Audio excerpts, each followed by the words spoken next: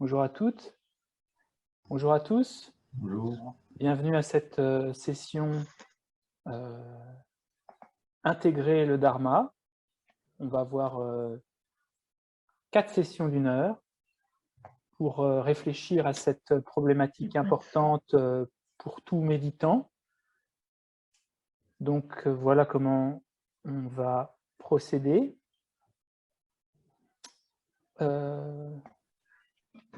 Voilà, je vous invite à couper vos micros si vous le souhaitez. Super.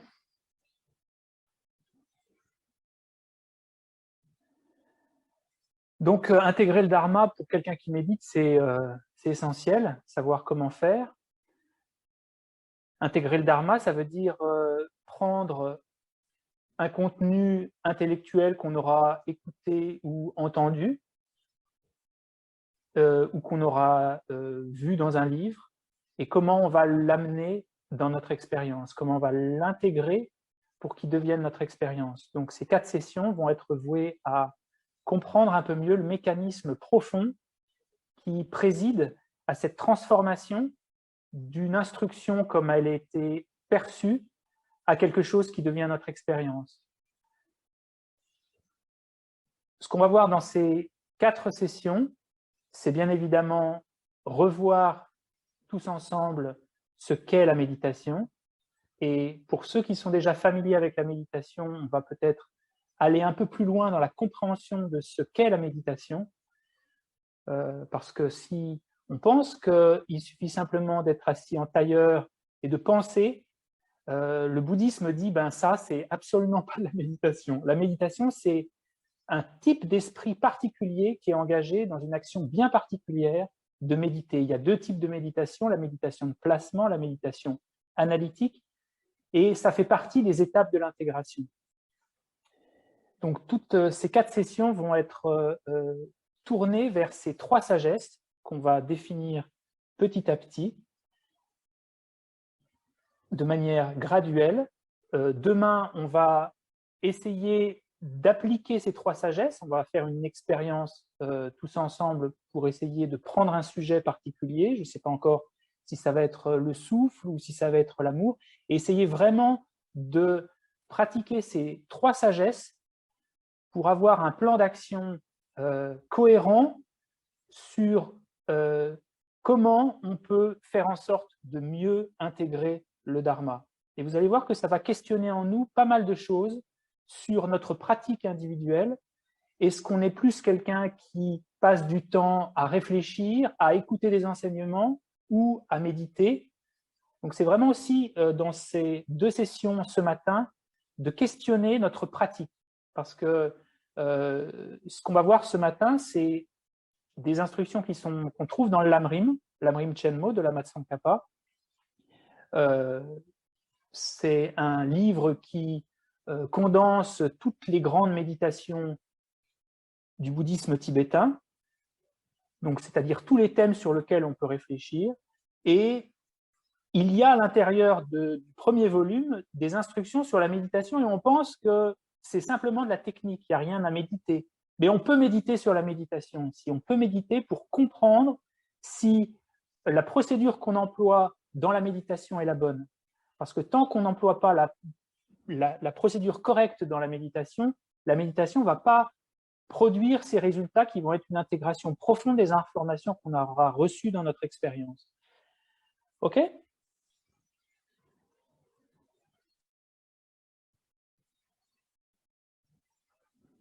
Alors, pour commencer, on ne va pas parler vraiment de bouddhisme, on ne va pas parler de ces 3 sagesses. On va simplement se souvenir que ce processus des 3 sagesses, même si on ne l'a pas nommé, on ne l'a pas encore entendu, il fait partie de notre expérience individuelle, toutes et tous. On a tous ces 3 actions particulières qu'on emploie quand on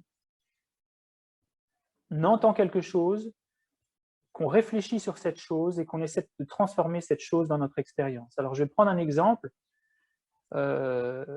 parce que quand on regarde un film, il arrive parfois qu'on ait l'activation de ces 3 sagesses à une échelle infime, mais néanmoins, pour nous faire comprendre que la méditation, ce n'est pas quelque chose qu'on va devoir créer de toutes pièces.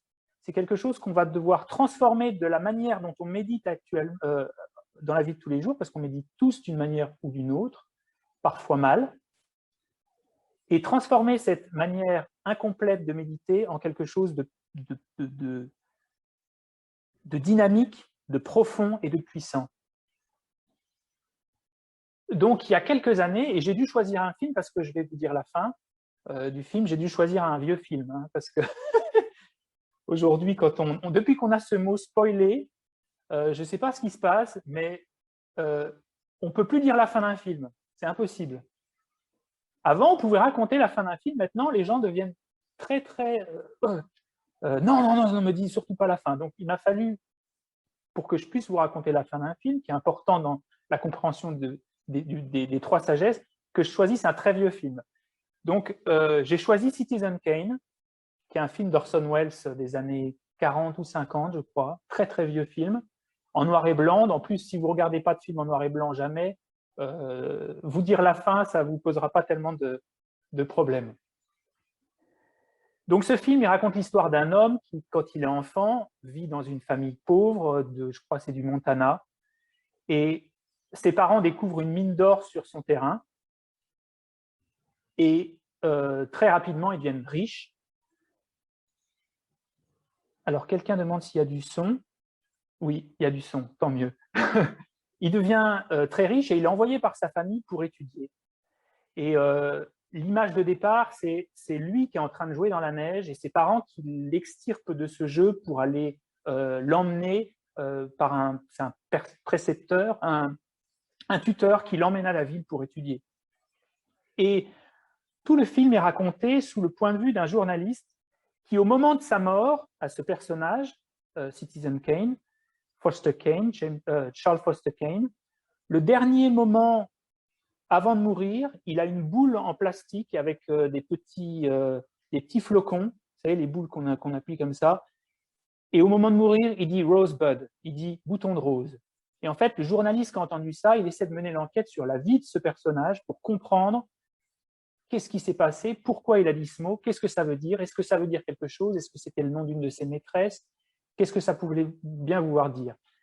Donc, à partir de ce moment qui est la scène d'ouverture, on a ensuite la vie complète de Charles Foster Kane, de sa naissance, ses études. Très rapidement, il devient un magnat de la presse et il est complètement noyé dans son activité professionnelle avec une ambition énorme. Il s'amourache d'une chanteure d'opéra qui chante absolument faux. Il lui achète un théâtre, il la fait jouer et c'est une catastrophe, mais lui quand même applaudit parce que il veut qu'elle soit aimée et ça devient un personnage qui s'enferme dans une solitude profonde. Au fur et à mesure que le film se passe, son épouse devient plus distante et on voit d'ailleurs la répétition des jours où la distance qui sépare le couple, la table, ça devient plus grand, les tables deviennent plus grandes et puis finalement il y en a un qui est derrière son journal. C'est un film vraiment hyper éloquent et très très très puissant sur je vais pas dire sur quoi parce que et la fin il devient un peu parano et il s'enferme dans un immense palais avec ses énormes barrières et il finit par y mourir. Et la dernière scène du film, c'est on survole toute cette collection d'œuvres d'art dans son château qui est maintenant complètement fermé. On survole par un jeu de caméra qui est magnifique parce qu'en plus c'est du noir et blanc, on survole toutes ces possessions qu'il a. Un long travelling, c'est vraiment lent, jusqu'à ce qu'on atteigne, on voit de la lumière apparaître, en fait c'est des ouvriers qui sont en train de brûler toutes ces pacotilles, toutes ces choses qui servent à rien. Et ils prennent ces meubles et ils les jettent dans un énorme feu, comme un fourneau. Et la caméra, elle entre dans ce fourneau et on voit les choses brûler, et on s'approche et on aperçoit une luge avec sur laquelle le vernis est en train de se cloquer sous l'effet de la chaleur. Et sur la luge, il y a marqué Rosebud, il y a marqué bouton de rose. Et en fait, le moment où il meurt, vous aurez compris, ce dont il se souvient, c'est cette luge qu'il avait au moment où ses parents l'ont extirpé de ses jeux d'enfant quand il était dans sa propriété, alors qu'il avait une vie simple, avant d'être conduit à avoir cette existence trépidante et toutes ses ambitions, tous ses projets. Et j'ai regardé le film, il y a des années de ça, hein, et j'ai trouvé ça un peu froid. Le film, j'ai trouvé ça un peu froid, parce qu'il n'y a pas beaucoup d'émotions dans le film. On ne reçoit pas des émotions comme dans les films aujourd'hui. C'est bien différent. J'ai trouvé ça un peu froid, mais je me suis dit, j'étais seul dans mon appartement, je me suis dit, ça vaut peut-être la peine quand même de prendre un peu de temps pour y réfléchir à ce film. Et j'ai fait quelque chose que je ne faisais pas souvent à l'époque. Je me suis dit, ben voilà, je vais réfléchir à qu'est-ce que ce film veut vraiment dire. Pourquoi j'ai pris simplement la décision de prendre quelques heures simplement pour m'asseoir et réfléchir là-dessus. Et j'ai commencé à réfléchir et je me suis dit, mais en fait, ce qui arrive de ce personnage, c'est un peu la peur que j'ai dans mon existence d'être pris dans toutes ces possessions matérielles et d'arriver au crépuscule de ma vie et d'avoir ce regret. Et à mesure que je réfléchissais et j'essayais de comprendre un peu le film, je me disais, mais oui, ce film, c'est un film sur le regret au moment de la mort et à quel point c'est terrible ce regret d'avoir voué son existence à toutes ces activités et à la fin de pas regarder toutes les choses qu'on a fait dans la vie, mais simplement cette chose qu'on a faite quand on était enfant et qui couvre une partie de notre existence complètement infime. Et ça, c'est un regret qu'on peut sentir qui est violent dans l'esprit. Et j'ai commencé à comprendre que tout ce film était fait et construit sur le regret, sur cette... qu'est-ce qu'on veut faire de notre existence? C'est vraiment un film hyper profond, hyper bouddhiste.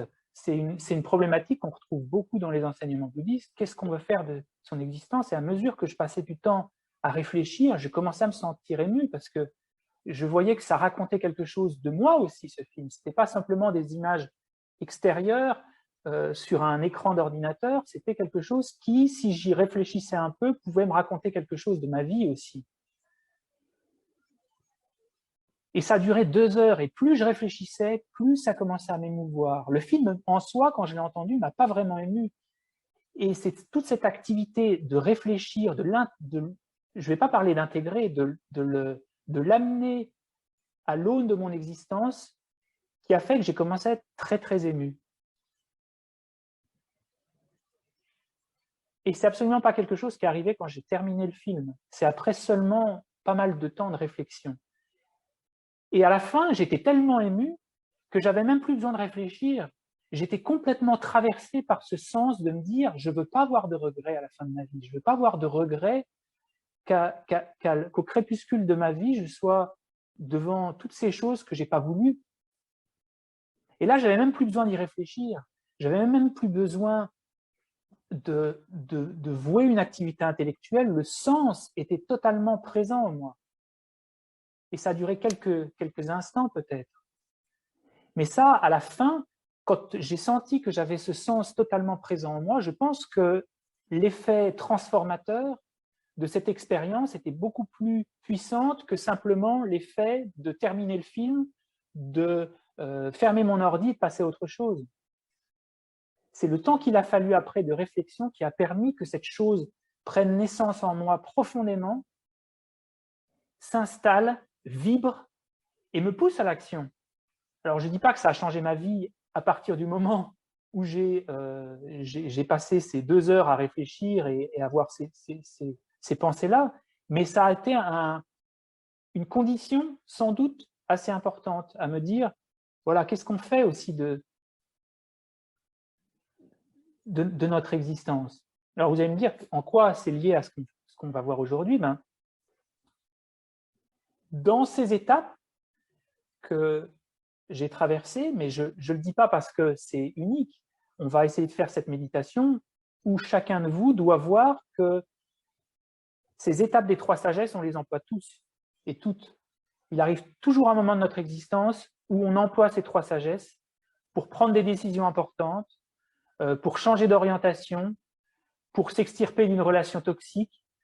On emploie tous ces trois sagesses. Alors, je ne les ai pas nommées dans le récit que je viens de vous faire, mais ce qu'on va devoir faire maintenant, c'est comment comprendre les étapes.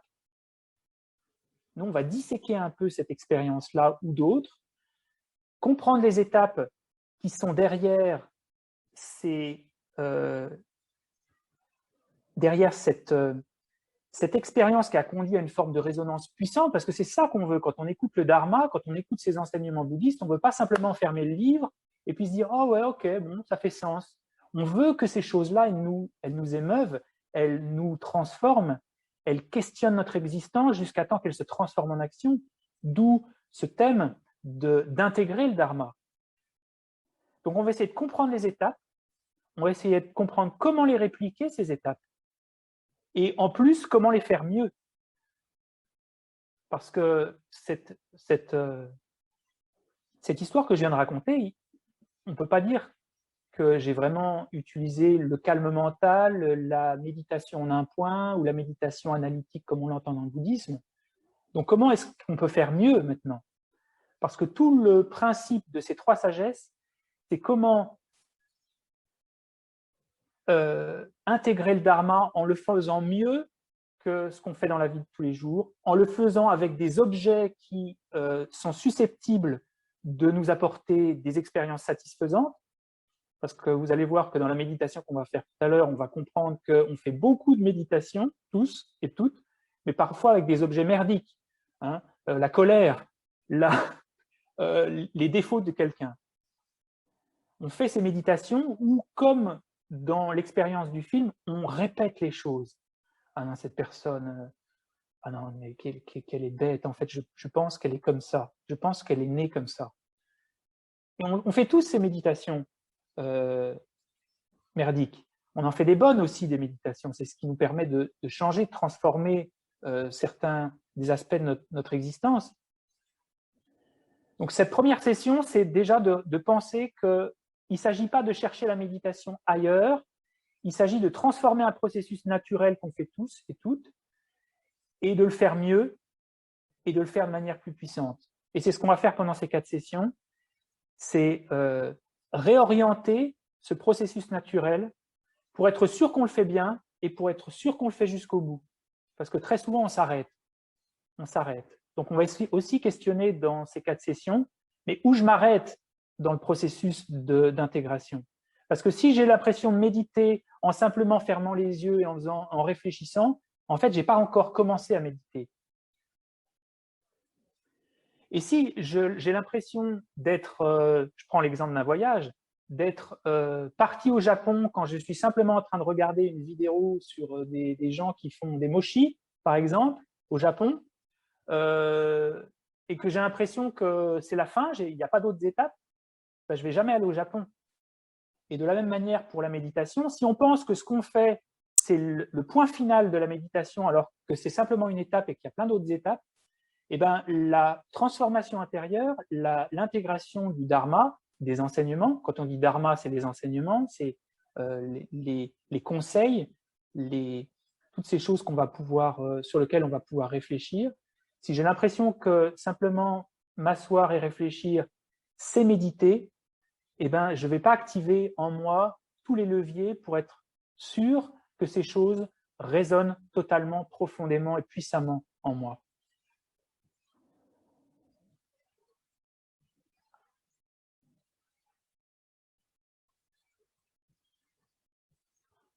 Et pour revenir à... On peut peut-être prendre quelques instants, tenez, simplement pour penser à ce que je viens de vous proposer. Vous pouvez laisser ces informations déjà décanter un peu dans votre esprit si vous avez envie de repenser à un aspect ou deux de ce qui vient d'être dit.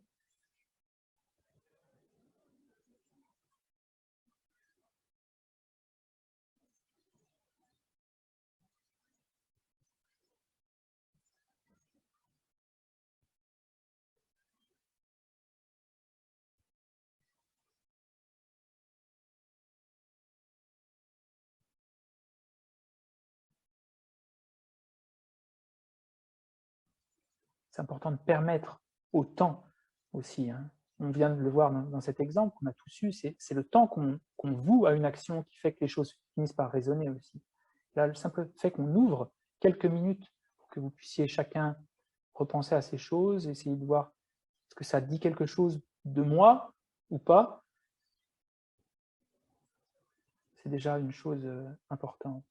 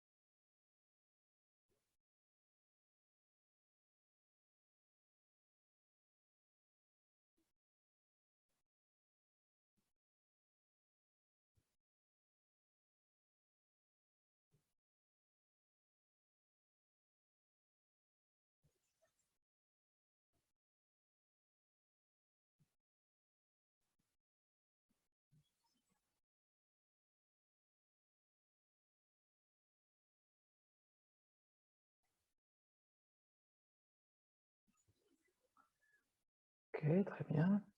On va faire quelques fois ces pauses qui sont importantes. Donc, avant même de parler de ces trois sagesses, de les définir une par une, et de savoir comment les activer, comment les employer, on va se souvenir qu'on médite tous. On verra après la pause, dans la deuxième session, à quel point ce mot méditation est un peu malvenu. Et on va voir que d'ailleurs, il est avec la contemplation totalement inversé entre la tradition bouddhiste et la tradition chrétienne. C'est-à-dire que la méditation pour le christianisme, c'est la contemplation pour le bouddhisme, et la contemplation pour le bouddhisme, c'est la méditation, c'est la méditation pour le christianisme. Les deux sont complètement inversés. Et nous, culturellement, on pense que la méditation, c'est une forme de réflexion uniquement. Et on va voir, après la pause, vraiment définir chacune de ces sagesses. Et pour commencer, essayons de se souvenir à quel point on médite tous déjà, avant même de s'être jamais assis sur un coussin. On s'habitue tous à quelque chose. On a tous, si la méditation c'est une forme de familiarisation, ça vous m'entendez souvent le dire, c'est un terme le plus correct d'ailleurs, peut-être que méditation. On se familiarise sans arrêt avec quelque chose.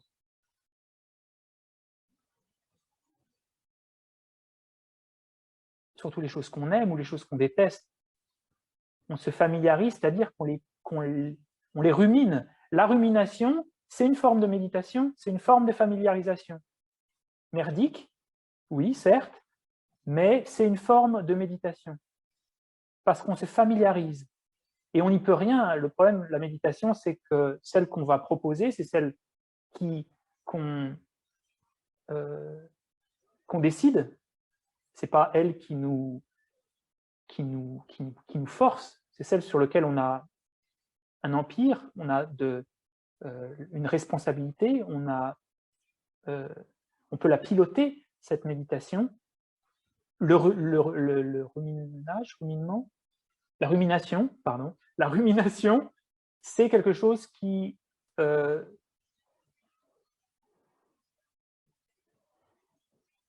nous conduit. Mais c'est une forme de familiarisation quand même. Quand on est en colère contre quelqu'un, on le décide pas, et pourtant, sans arrêt, on est en train de répéter quelque chose. Une litanie mentale. Et vous allez voir que cette litanie mentale, elle va nous servir aussi à comprendre ce que c'est que la méditation. Je prends un exemple, par exemple. Parfois, d'ailleurs même, les événements sont moins problématiques que la rumination après. Je vais prendre un exemple, une autre histoire.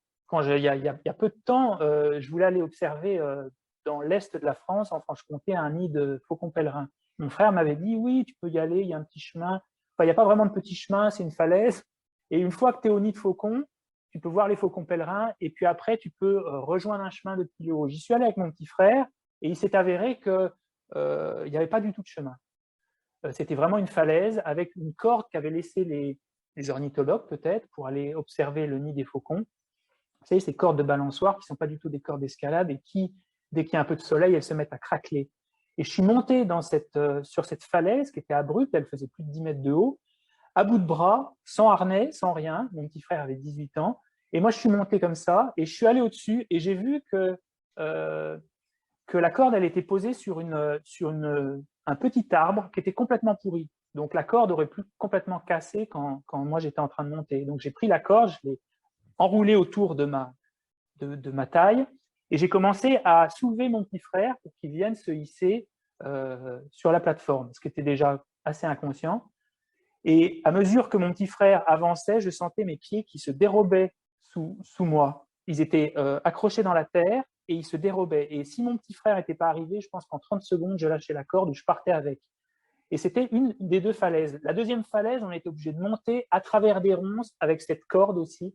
Et on arrive au-dessus. Évidemment, il n'y avait pas de nid de faucon et il n'y avait pas de chemin. On était obligé de faire toute la descente dans le sens inverse. Sauf que la corde, c'était en plein hiver, elle était pleine de gadou, donc descendre sur une corde 10 mètres à bout de bras, qui n'est pas une corde d'escalade, on s'est cisaillé les mains, et puis moi, surtout, je me disais, mais si mon petit frère là, je vais être responsable, et j'ai eu... mais on n'a pas le temps de penser dans ces circonstances, on n'a pas le temps de réfléchir. Et on a passé 2h30 à essayer de sécuriser la descente pour ne pas tomber, et on est revenu, on était épuisé, on était complètement épuisé. Et sur le moment, j'ai pas du tout eu peur, parce qu'on n'a pas le temps de peur, on n'a pas le temps de ruminer, on n'a pas le temps de se dire, mais qu'est-ce qu'il aurait pu arriver si, qu'est-ce qui serait arrivé si mon petit frère était tombé, j'aurais été responsable, je serais en bas avec un petit frère mort dans mes bras, il aurait fallu que je monte, appeler le SAMU, qu'est-ce que j'aurais dit à ma famille, comment je peux encore regarder ma famille. Et c'est uniquement après, dans les heures qui ont suivi, quand je suis revenu avec mon petit frère, que j'ai commencé à ruminer vraiment. À ruminer, c'est-à-dire que malgré moi, je commençais à méditer, à faire cette méditation merdique qui n'a pas du tout servi parce qu'elle a produit une forme de peur alors que la chose était plus à même d'être problématique puisqu'elle était complètement terminée. Il n'y avait plus de problème. Mais malgré moi, je me suis dit, mais qu'est-ce qui serait arrivé si mon petit frère était tombé, si mes pieds s'étaient dérobés et que j'étais obligé de lâcher la corde ou partir avec? Qu'est-ce que j'aurais fait? Je serais parti avec lui? Je l'aurais laissé tomber? Si je l'avais laissé tomber, comment je pourrais me regarder dans une glace? Et là, c'est vraiment une rumination intérieure qu'on se fait, qui est une forme de méditation. C'est une méditation. On se familiarise encore et encore et encore, jusqu'à temps qu'on soit pétri de peur, jusqu'à temps que moi, je sois complètement terrorisé à l'idée de me dire « Oh, mais en fait, j'ai vécu un truc horrible, là. Ça aurait pu être dramatique. » Et ça, c'est les ressorts de la peur qui agissent a posteriori, alors que sur le moment, on est dans une situation difficile, on n'a pas le temps de réfléchir, on est dans l'action. Donc, l'action elle-même, la chose, elle est traumatique que pour autant que dans les étapes qui suivent, on va commencer à la rendre telle, on va la nourrir, on va lui injecter de la pensée, des mots, des signifiants, des peurs, des angoisses, des projections. Et c'est ainsi que la chose finit par devenir très, très douloureuse. Et on fait ça dans des méditations comme je viens de vous citer, mais on le fait quand on a eu un problème dans la journée, cette rumination qui fait qu'après, dans les étapes qui suivent, on va méditer dessus, on va répéter encore et encore, et ces méditations, elles vont produire un résultat. Elles vont produire un résultat puissant qui est que si on médite sur un collègue, par exemple, avec cette rumination, on va finir par créer une hostilité profonde qui n'avait pas lieu d'être en premier lieu quand on a été en contact avec cette personne, parce qu'on s'est rendu compte, bon, ben voilà, sur le moment, ça ne m'a pas non plus choqué, mais on va nourrir, on va ruminer. Quand on fait un cauchemar, c'est pareil. On se réveille dans la nuit, moi ça m'arrive très rarement de faire des cauchemars, mais j'ai remarqué plusieurs fois que quand on a un cauchemar, on se réveille du cauchemar et on a vécu une expérience intense. Et pourtant, on va se dire, waouh, mais on revoit les images, on passe les images en revue, on n'y peut rien. Hein. Quand on est choqué par le cauchemar qu'on vient de faire, on repasse les images en vue et ça commence à devenir sombre, presque plus sombre que le cauchemar parfois, ce qui fait qu'on a du mal à se rendormir. Donc ça, c'est des méditations qu'on...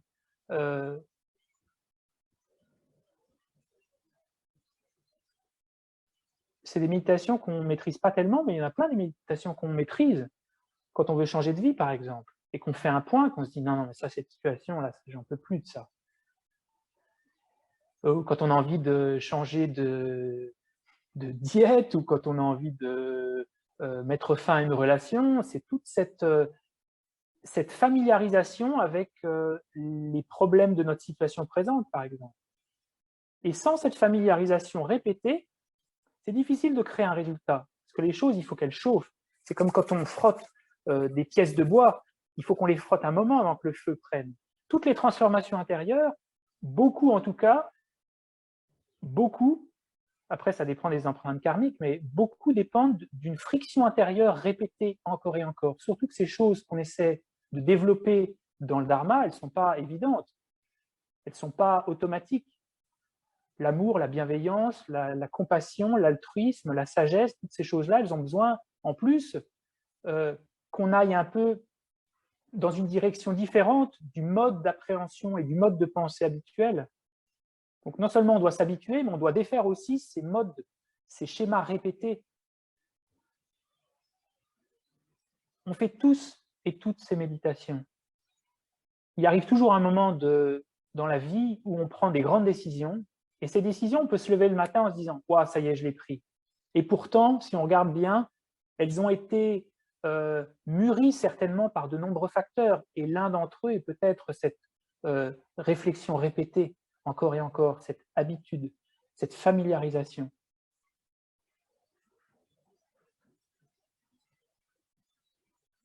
Et cette familiarisation, elle est centrale dans l'intégration du Dharma. Pour reprendre l'image de ce film, si j'arrête les choses simplement à cette étincelle que je reçois à la fin du film, je coupe court à une intégration profonde, parce que c'est en réalité quand il commence à y avoir une étincelle qu'il faut que je fasse ce feu suffisamment puissant pour qu'il génère cette vapeur qui va mettre en mouvement mes actions ordinaires. On doit créer un feu violent, puissant. La méditation bouddhiste, c'est devenir une manufacture, c'est devenir une centrale hydrothermique.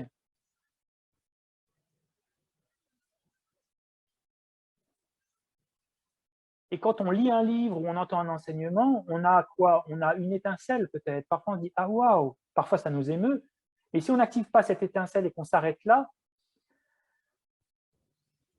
ça ne va pas être à même de changer le cours de notre existence, ou peut-être un peu, si, ça a nécessairement un effet de toute manière.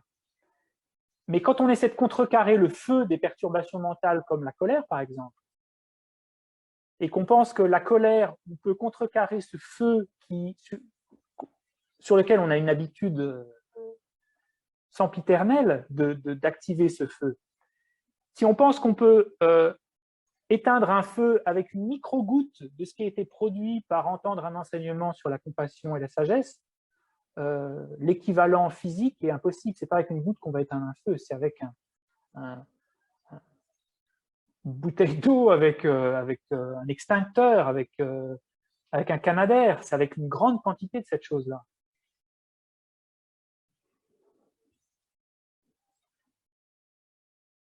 On n'a pas encore évoqué ces trois sagesses.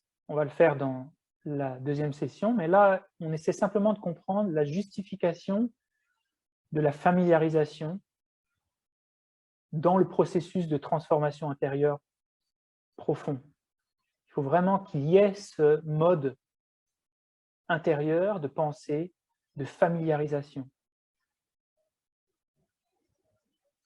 Ça, déjà, un conseil qu'on peut voir quand on étudie le Dharma, s'il y a un sujet qu'on a vraiment envie d'intégrer dans la vie de tous les jours, il faut du temps. On ne peut pas changer de sujet tous les jours. Parce que ce feu, il doit être activé parfois sur plusieurs semaines avant de commencer à vraiment devenir brûlant, flamboyant en nous. C'est long.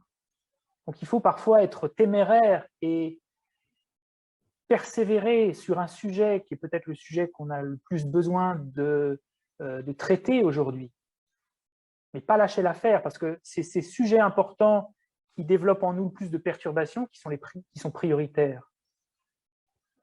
Dans la mesure où on est capable de les regarder, hein, ce n'est pas non plus se forcer, hein, ce n'est pas une violence intérieure, mais de comprendre qu'il faut passer du temps pour que ces choses finissent par totalement flamboyer dans notre esprit.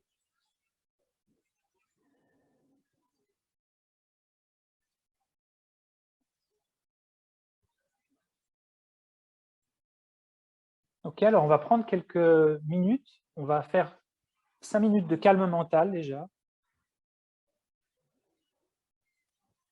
Je vous invite à prendre une position confortable, tonique et détendue. Établir le corps dans son calme naturel, et le calme naturel du corps, c'est son immobilité. Et on ne prend pas l'immobilité comme un fardeau, comme une absence d'action sympa, comme si on se privait d'agir. Non, on le prend et on le regarde, ce corps immobile, cette immobilité, comme quelque chose de bénéfique.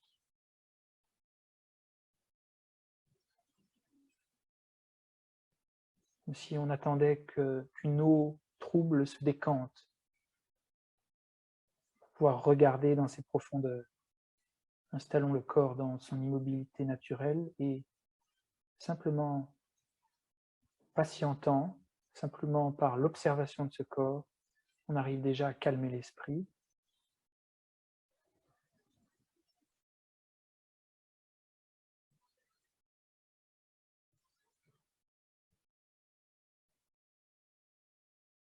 Choisissons positivement cette immobilité, revendiquons-la, cette immobilité.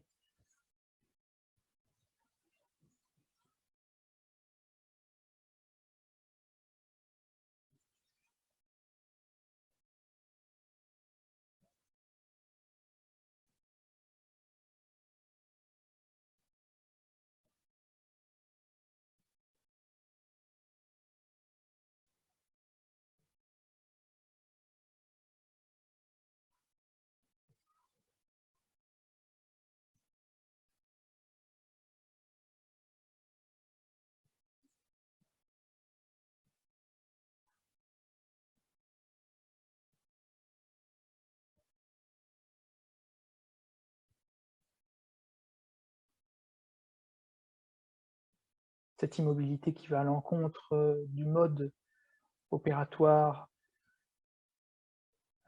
trop souvent employé par nous, qui est d'aller d'une action à l'autre de manière automatique,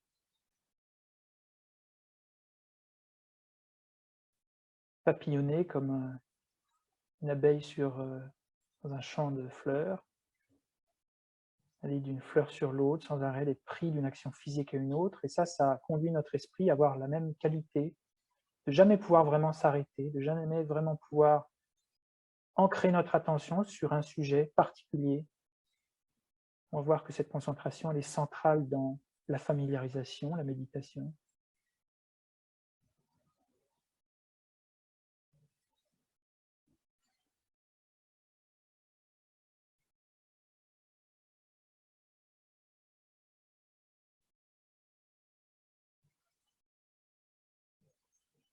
Choisissez positivement cette immobilité comme une façon d'ancrer, pour une fois, votre corps, votre esprit dans cet instant, libre de préoccupations du passé, de l'avenir.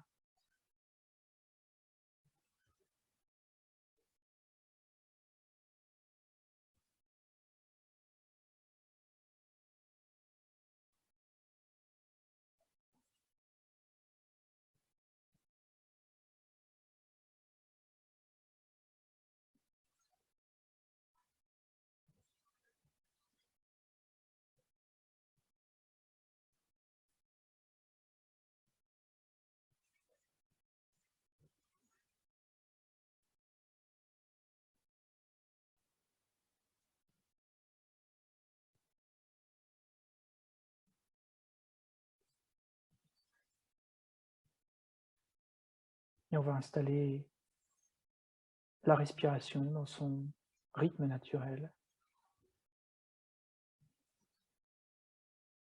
Pas essayer de vouloir qu'elle soit différente de ce qu'elle est, ne pas essayer de l'allonger, ne pas essayer de la conditionner, cette respiration. Pas essayer de la nommer, de la catégoriser, de la classer, de la définir, de la juger.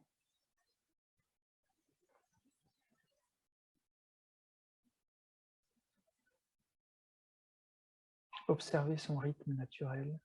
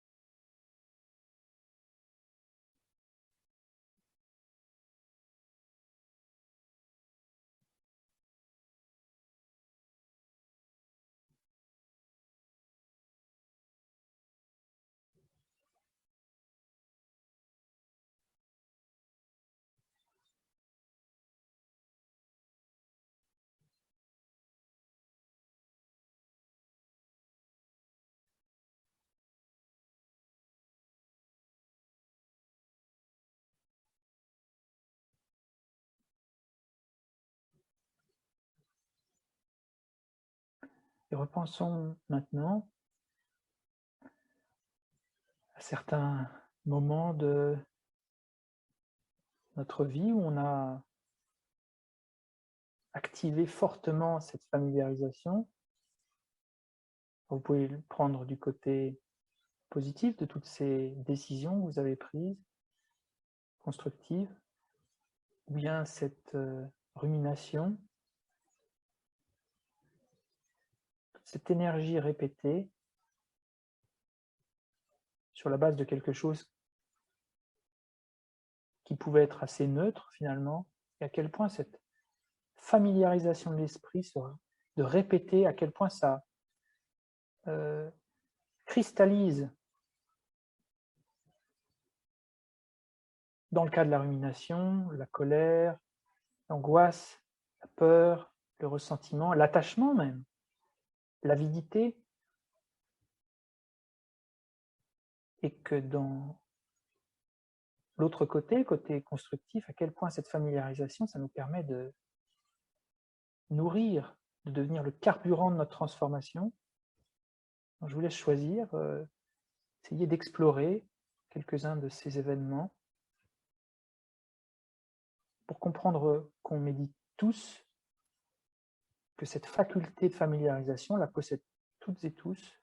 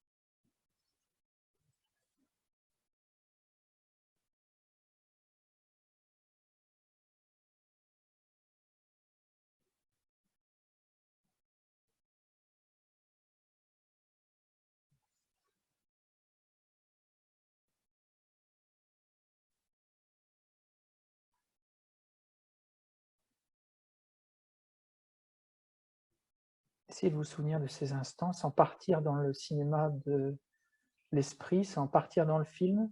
Essayez de garder une petite distance pour essayer d'observer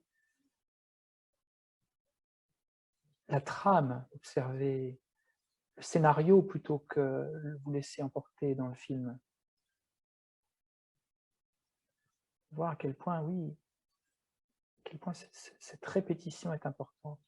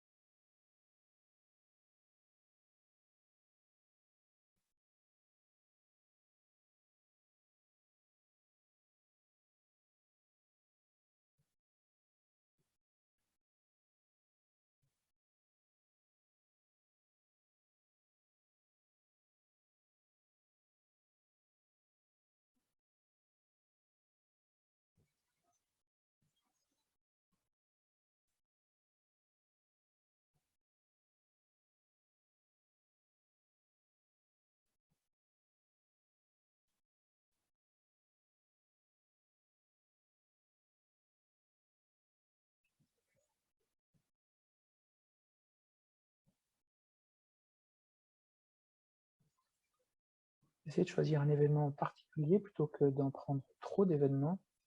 c'est quand on connaît bien le particulier qu'on peut dégager une règle générale. Donc, essayez de vous attarder sur un, et quand vous sentirez que, oui, cette familiarisation a présidé à cet état d'esprit final, à cette décision ou à la perpétuation de cette colère, par exemple, alors on peut commencer à le décliner pour d'autres événements. Donc, prenez vraiment le temps, on a le temps.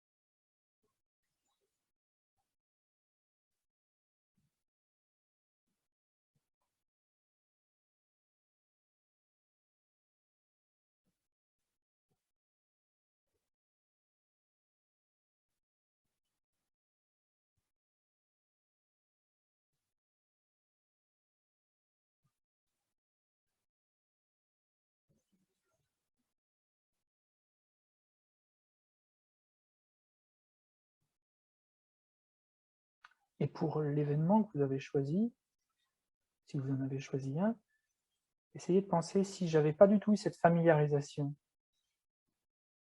j'avais pas du tout répété ces choses-là, j'avais pas du tout réfléchi, nourri ce raisonnement encore et encore, si je m'étais pas familiarisé encore et encore, est-ce que j'aurais eu ce résultat final, que ce soit dans la rumination ou dans une décision importante de la vie?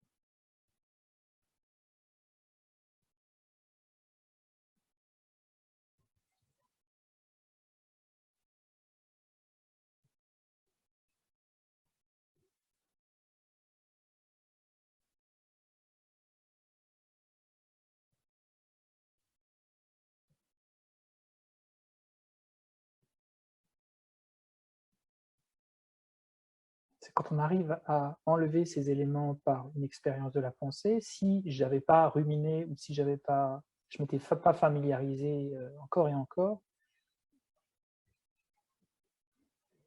c'est en comprenant que si on les enlève, on n'a pas accès aux résultats, qu'on comprend aussi qu'ils sont responsables du résultat. Cette rumination, cette action répétée de l'esprit à comprendre les qualités de quelque chose aussi.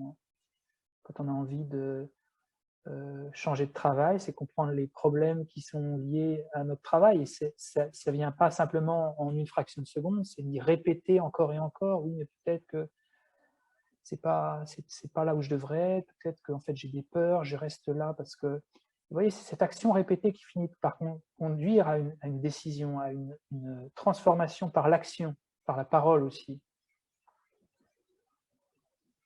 Donc, essayez de continuer de penser, si ces choses n'étaient pas là, s'il n'y avait pas eu ces choses-là, est-ce que le résultat aurait été le même?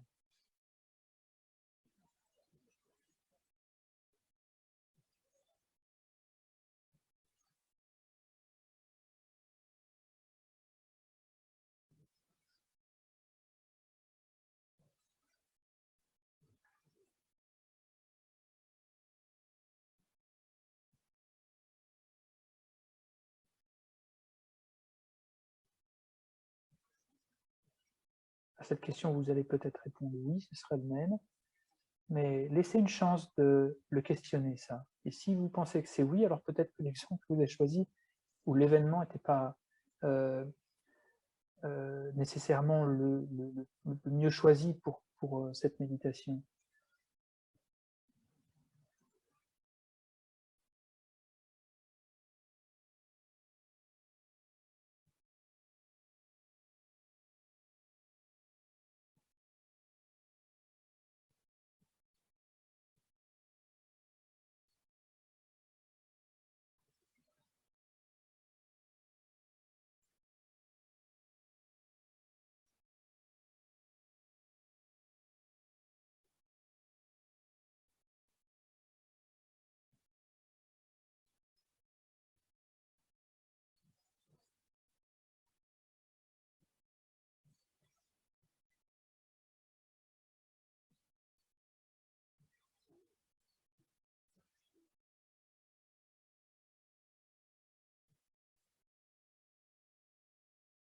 Ok, alors on va faire une petite pause. Si vous avez des questions, vous pouvez les écrire dans le fil de discussion. On aura un petit peu de temps dans la deuxième session. On va commencer à parler dans la deuxième session des 3 sagesses, vraiment en détail. Et le bienfait de cette méditation, et vous pouvez le répéter chez vous, c'est de comprendre, waouh, mais cette familiarisation, en fait, c'est vraiment hyper important. Et quand on commence à aspirer à faire de notre esprit une manufacture de travail à la chaîne, mais dans le côté positif, c'est à ce moment-là qu'on commence à vraiment aspirer à méditer. C'est quand on aspire à la méditation, vous m'avez entendu dire très souvent, quand on a cette aspiration profonde à la méditation, qu'on s'assoit sur le coussin et qu'on ne s'endort pas. Parce qu'on a rempli cette méditation avec la compréhension que c'est cette familiarisation qui conduit au résultat.